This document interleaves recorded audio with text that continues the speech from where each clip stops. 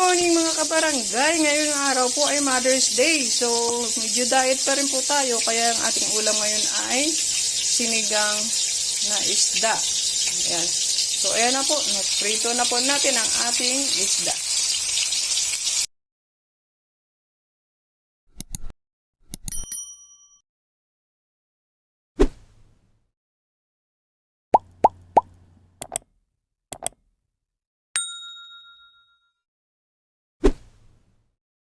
Ayan na po yung ating sangkap. Bawang, sibuyas, kamatis, luya, at ang ating pang-asin. Ang ating gulay, mustasa. Ayan ang ating sabaw. Ayan mga kabarangay, natapos na rin natin magprito ng isda. So simulan na natin ang ating pagluluto ng sinigang.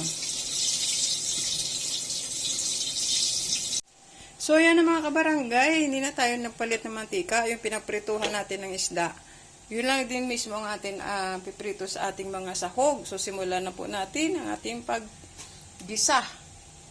Ayan natin ang bawang. Ang bawang na nagpapabango sa ating niluto. Pinagprituhan po ng isda natin, yan natin po yung ginamit natin. Ang susunod naman natin ay ang sibuyas.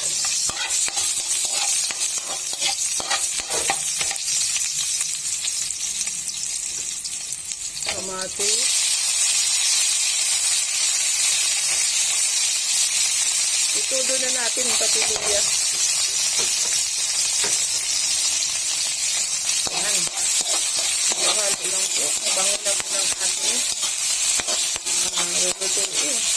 Atin pala ang mga sangkap ay mabango na. At sila masarap ang sabaw nito mamaya.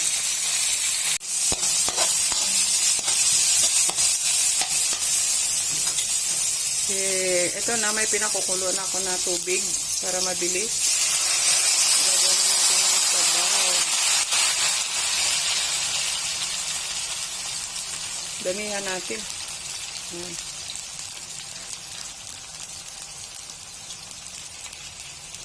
Tatakpan muna natin at hayaan na kumulo ng 2 minuto. So, ayan, kumulo na siya ng maayos. Lalagay na natin ang ating asin, paminta,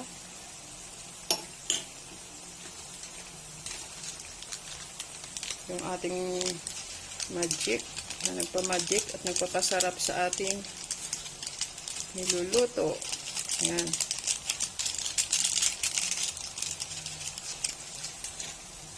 Tsaka ang ating pang-paasim. Kunti lang gagamitin natin para hindi gano'ng maasim.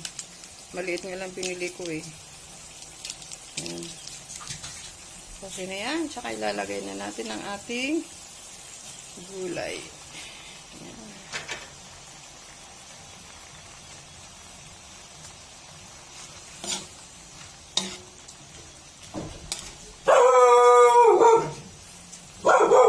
Ingay ng aking alagang aso.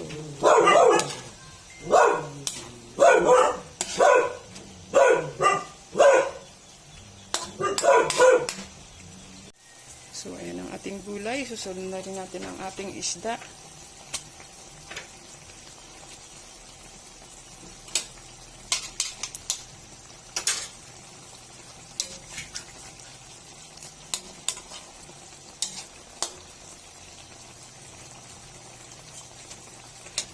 So, ayan na po, luto na. Almost done na po yung ating sinigang na isda. Isdang bato daw po ito. Ang nabili kong isdang bato. So, hindi po kami naglagay ng miso kasi hindi kumakain yung isang kasama namin sa bahay. Hindi kumakain ng miso. So, diretso lang siya ng ganyan. So, ayan na po. Tikman na natin.